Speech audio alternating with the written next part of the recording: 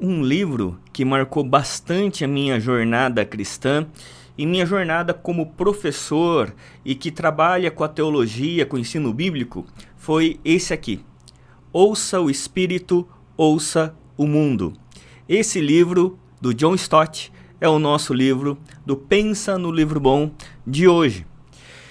John Stott é um dos grandes autores bíblicos, um homem extraordinário. Ele era pastor anglicano, britânico, né? E ele foi um dos homens mais responsáveis pelo Pacto de Lausanne em 1974. O Pacto de Lausanne foi uma conferência missionária que reuniu pessoas do mundo inteiro para discutir a questão da missão, uma missão que fosse mais contextual. E nessa conferência de Lausanne tinha ali os pastores, ali os teólogos americanos, tinha os europeus, tinha os teólogos latino-americanos. E que pessoas como René Padilha, Orlando Costas, Robson Cavalcante, e que não eram muito bem quistos e nem muito bem ouvidos.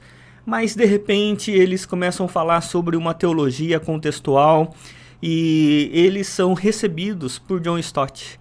John Stott fala assim, olha, eles têm alguma coisa para dizer, algumas coisas muito importantes. E ele acolhe as falas, as ideias desses teólogos latino-americanos, e o John Stott vai ser o redator final do Pacto de Lausanne.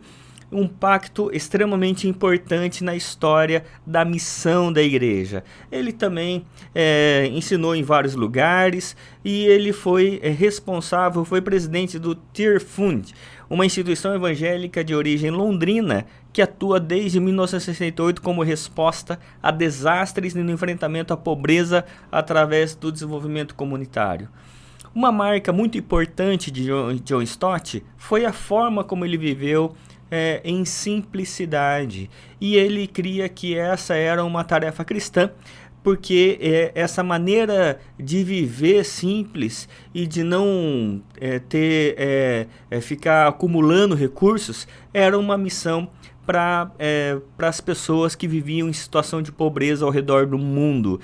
Muito importante para os nossos dias, tanto a obra quanto a vida de John Stott. Sobre esse livro, Ouça o Espírito, Ouça o Mundo, John Stott escreveu vários livros, mas eu indico esse livro aqui, uma obra muito boa, porque ele vai tratar sobre a maneira como a gente tem que ter o ouvido atento para a Bíblia Sagrada, mas também ouvido atento para o contexto, para a maneira como as coisas se dão. Muito influenciado, inclusive, pelos teólogos latino-americanos, né? Sobre o livro, ele é dividido em 5 partes: o Evangelho, o discípulo, a Bíblia, a Igreja e o mundo.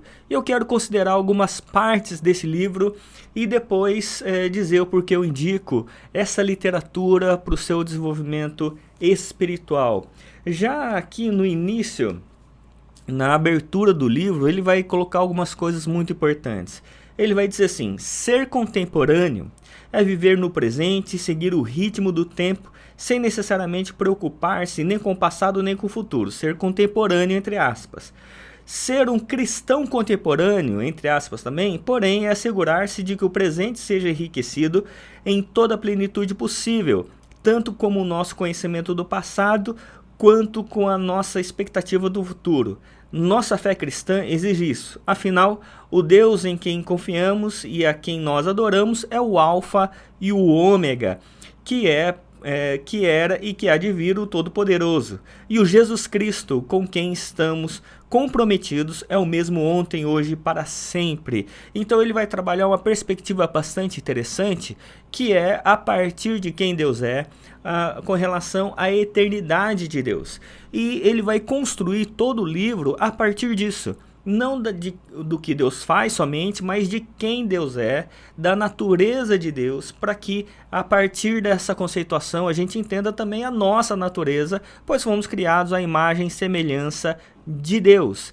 Mas ele vai dizer algumas coisas bastante interessantes também, que eu quero considerar. Por exemplo, na página 157, ele vai dizer algo que eu gostei bastante com relação a que todos nós somos ministros, todos somos chamados a sermos ministros. Ele vai dizer assim: todos os cristãos, sem exceção, são chamados a ministrar, ou melhor, para gastar suas vidas em ministério. Ministério não é privilégio de uma pequena elite, mas de todos os discípulos de Jesus. Você com certeza notou que eu não disse que todos os cristãos são chamados para o ministério, mas para ministrar, diaconia, serviço. Nós fazemos um grande desserviço à causa cristã sempre que nos referimos ao pastorado como o ministério. Muito interessante isso, ele falar sobre a questão da diaconia, do ministrar, diaconia como um dom geral, amplo para todas as pessoas. E é por isso que ele vai depois dizer que o verdadeiro cristianismo, ele não está simplesmente em cumprir regras. Ele vai dizer assim: o verdadeiro cristianismo na Bíblia não é uma religiãozinha escapista, egoísta, quentinha, aconchegante e segura.